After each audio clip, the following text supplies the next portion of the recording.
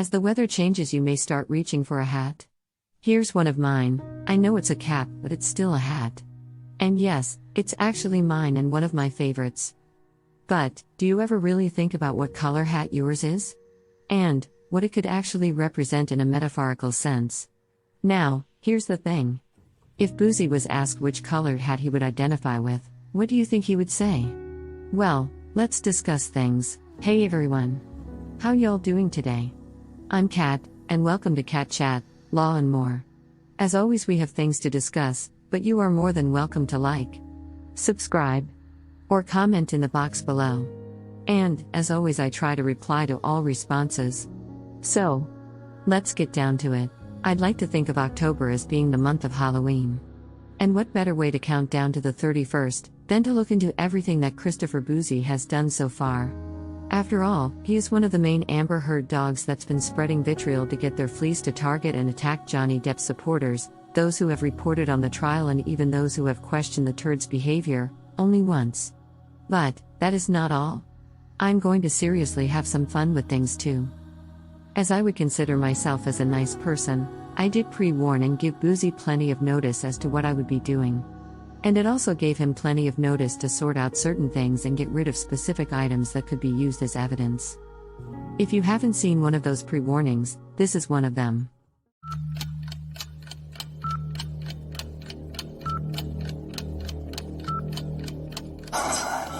Little baby, don't say a word. Mom's gonna buy you a mockingbird.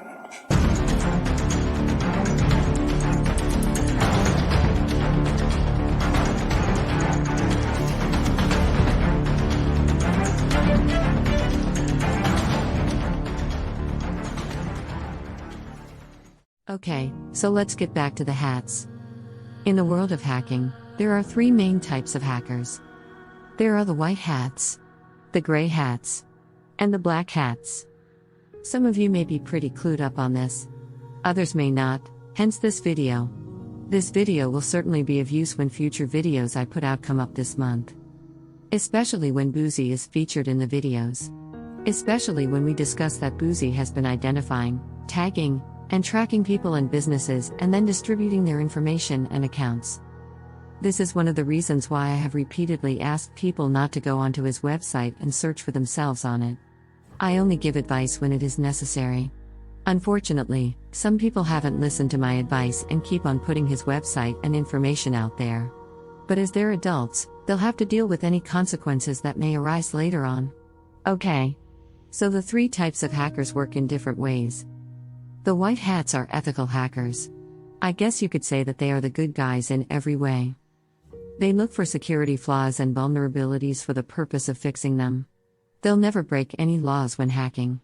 An example of a white hat is a person who tests their own computer's network defenses to develop their knowledge of computer software and hardware. They can also be a professional hackers hired to test and enhance system security and can be malware analysts. Black hats are the malicious hackers. These are the ones that circumvent security measures and break into computers and networks without permission. Some of them do it just for fun or for cyber adventure. Others will do it for spying, for activism, financial gain, or some other gain such as to use it as a stirring pot for their followers and fans. Black hats may use tools like computer viruses, spyware, ransomware, Trojan horses, tracking systems, and more to further their goals. And, while they appear to get enjoyment and incentives from their hacking, the risks are high too, as they can face lengthy prison sentences for their criminal activities. Finally, the gray hats are those that skirt the boundaries between ethical and unethical hacking. They do this by breaking laws or using unethical techniques in order to achieve an ethical outcome. I guess, in a nutshell, you could describe the gray hats as doing something slightly bad in order to a good or positive outcome. What you have to remember is that an unethical hacker can use many techniques and tools to breach your computer or device's network security. I'll give you a bit of advice as to what you can do to protect yourselves from these malicious hackers. Your first line of defense is to make life hard for them by ensuring that you don't visit websites that are already known to target and track individuals for unethical purposes. You should always use strong and unique passwords. Ensure that you keep your systems patched with security updates. Install advanced antivirus protection that defends your computer against malicious software. Enable the firewalls on your internet router and computers. For an extra layer of defense, you can protect your network traffic from snooping and tampering with a VPN. Now, here's the thing. Even though the info I've just put out there is pretty serious, we're going to have lots of fun this month. Seriously, we're going to laugh. I mean, how can we not? After all, the dogs and the fleas just keep on putting their foot in it. They continue to make themselves look like idiots.